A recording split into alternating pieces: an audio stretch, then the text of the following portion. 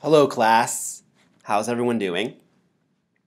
I hope that your persuasive speech is starting to come along. I am behind on feedback, I'm sure you've noticed. But I wanted to talk about structure. So, as I am watching your informative speeches, a lot of you have a very nice, casual public speaking style, which is good. The extemporaneous format gives us that casual, approachable sort of style, which is excellent. But one of the things that I want us to work on as you go from your informative speech to your persuasive speech is structure. And so I'm actually walking through the informative speech outline here because the structure is the same. And the example here, connected to this outline is not necessarily a policy speech, and so I just wanted to walk through the structure because the structure is basically the same, right? So you're going to have your topic when we do our full sentence, full content outline. You're going to have your topic, right? You're going to have your general purpose. Our general purpose this time, right? Our general purpose in an informative speech is to inform.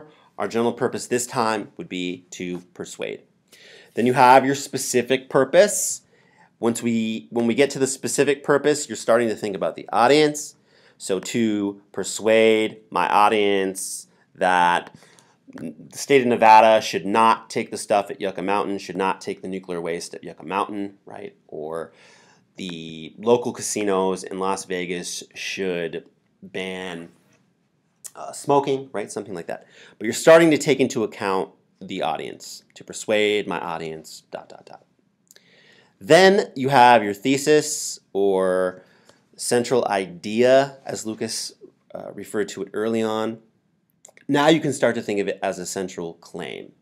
And a policy thesis, central claim, right? You're making a claim or an argument about what should or should not happen. I actually prefer what should happen for policy thesis. Should be one complete sentence about what should or should not happen, right? So the federal government should legalize marijuana across the board, right? Or the Clark County should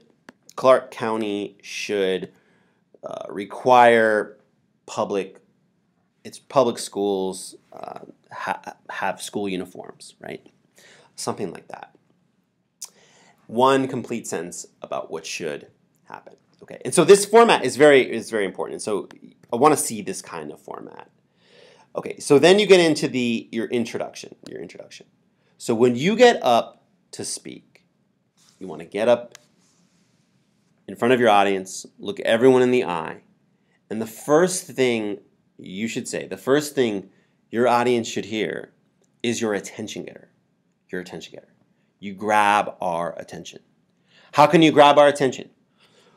One of the easiest ways, and one of the ways that I notice a lot of young speakers do, is they'll ask a question, right? How many of you have X or Y? How many of you have been to Red Rock Canyon, right? And that's one way. It's fine. That is a fine way to do it.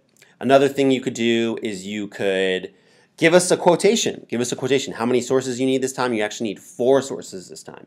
So give us a quotation from an expert or a quotation about the problem or whatever it is, right? You could cite a startling fact, right? That's another way to get a citation in, right? And to grab our attention. You could also tell us an anecdote. An anecdote is like a very small story, right? You don't want to get stuck on your attention getter, right? You only have 5 to 7 minutes. But you want to grab our attention. A good attention getter will also orient us to this topic or tell us what the topic is. You're going to reveal the topic, right? Grab our attention. First thing that we should hear you do. The second thing you should do is give us a reason to listen. A reason to listen. And you can think about it as the 9 people in your audience, right? Why should these 9 people in your audience care about your topic, right? Think about the relationship that the people in your audience have to the topic and sell them on why they should pay attention for 5 to 7 minutes of their life about what you're going to talk about. So like for the informative speech, you often say, oh, we're all we all are students at the College of Southern Nevada. We all are part of the campus community at the College of Southern Nevada. That's why you should pay attention to what I'm going to say here, right? Related to going to college here, right?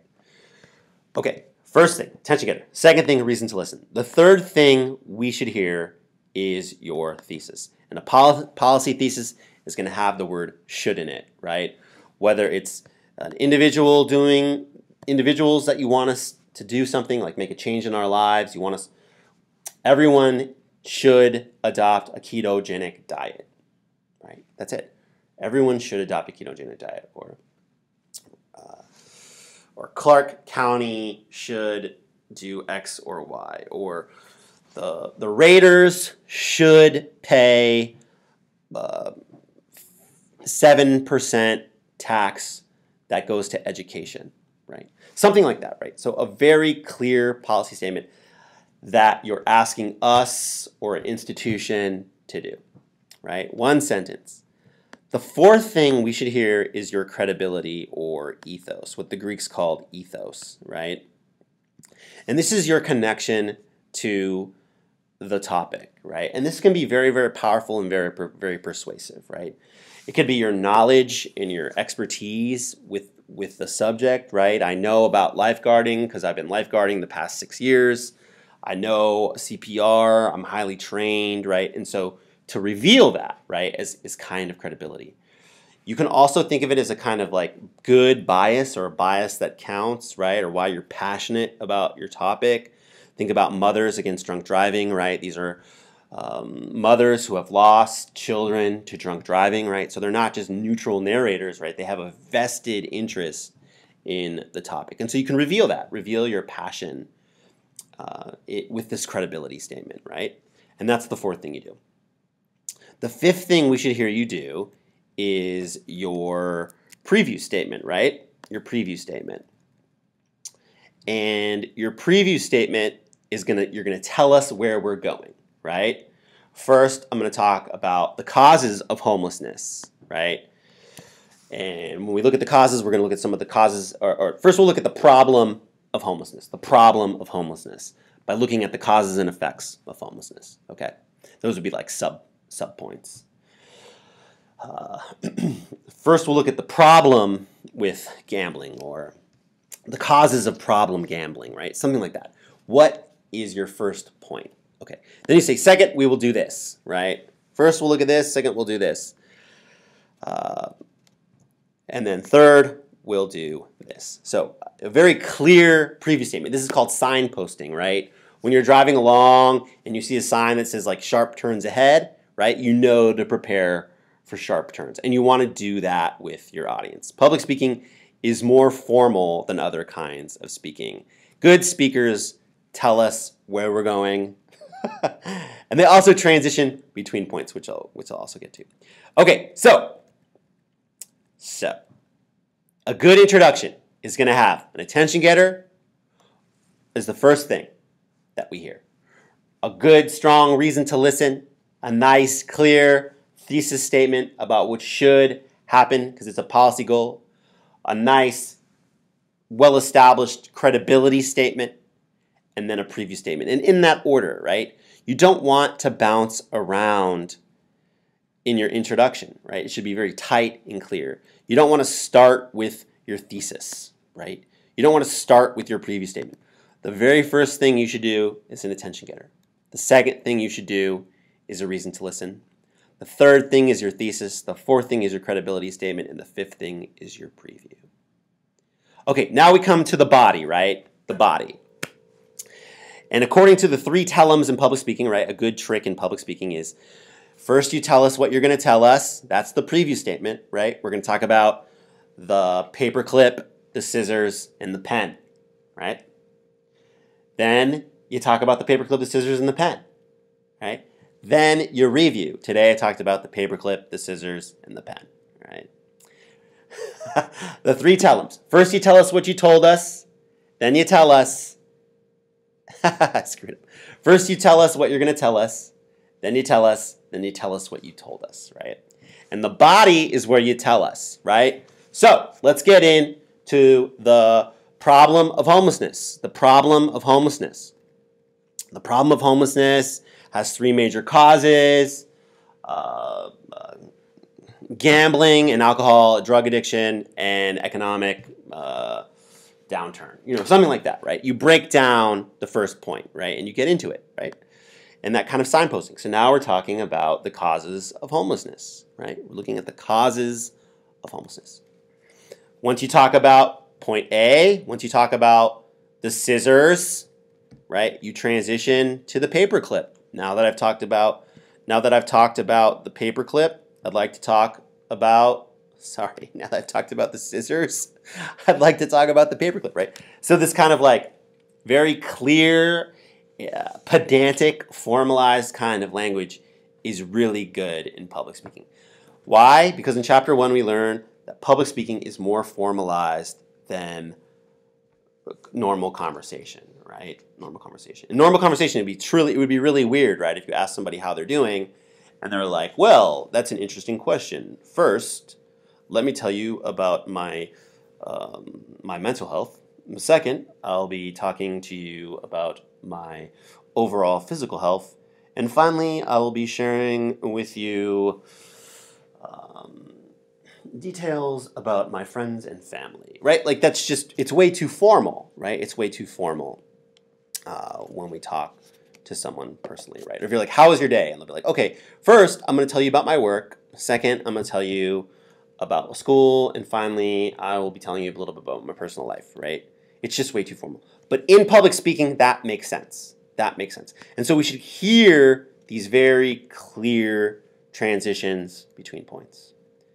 Now that I've talked about the scissors, I'm going to talk about the paperclip. Now that I've talked about the paperclip, let me talk about the pen, right?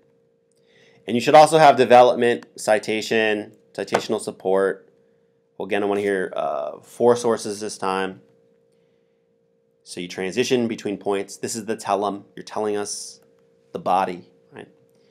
And then you come to the conclusion. And when you come to the conclusion, this is where you tell us what you told us, right? And a good conclusion is going to have these 3 parts.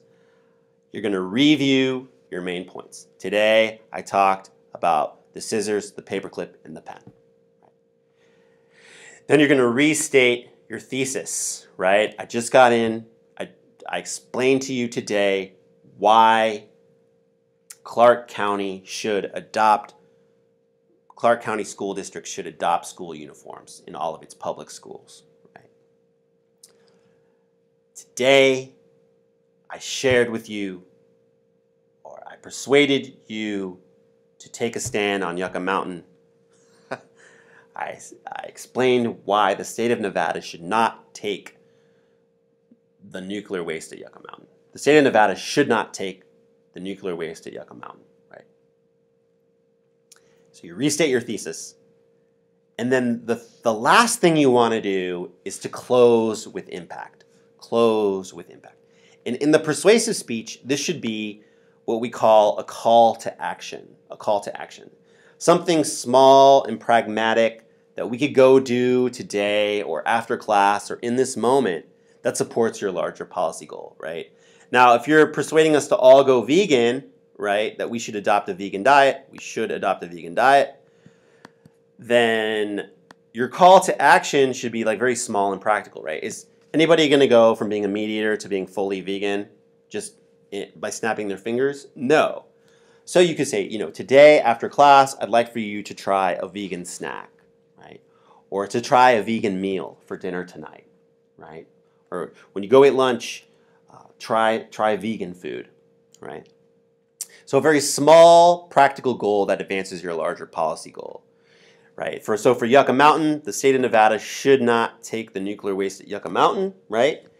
Today, I am asking for you to sign this petition, that I've brought, or this petition at this website in support of this policy goal that I propose. Or please contact State Senators Catherine Cortez Masto or Dean Heller, and you would literally put their number up, right? Make it very easy for us to take this next step, right? So a very clear, practical call to action, right? So today, on the way home, I want you to turn off your phone, turn it all the way off, and drive all the way home without checking your phone. I want you to practice attentive driving, right? And that is what I'm asking you to do today, because when you do that, you save lives, right? Something like that, right? So a very clear, practical call to action that advances your larger policy goal.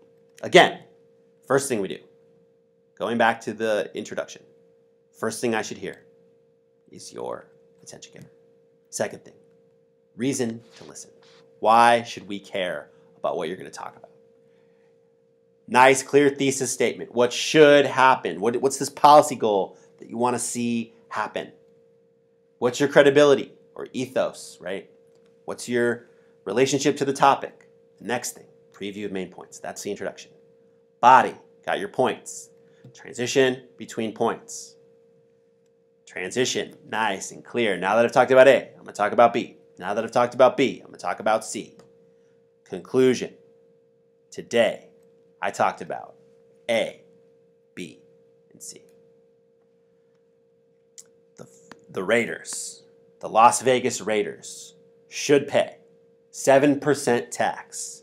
That should go to all of Nevada schools, right? Something like that. And then you close with an impact. That's why I'm asking you today to contact your local representative, to contact the Oakland Raiders representative, right?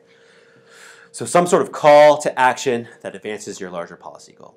And that is what I'm looking for. This kind of tight structure, tight structure, very clear, very concise, and I think you'll be well on your way to succeeding on the persuasive speech. You all are doing a great job, so stay positive. I'm looking forward to your persuasive speech, and I'll be giving you feedback on that. Sorry, I'm a little bit late on my feedback, so I wanted to get this video out there about structure and ways that we can improve. Thank you all for listening. Have a great day. Definitely shoot me an email or contact me on Canvas if you have questions. Thank you so much.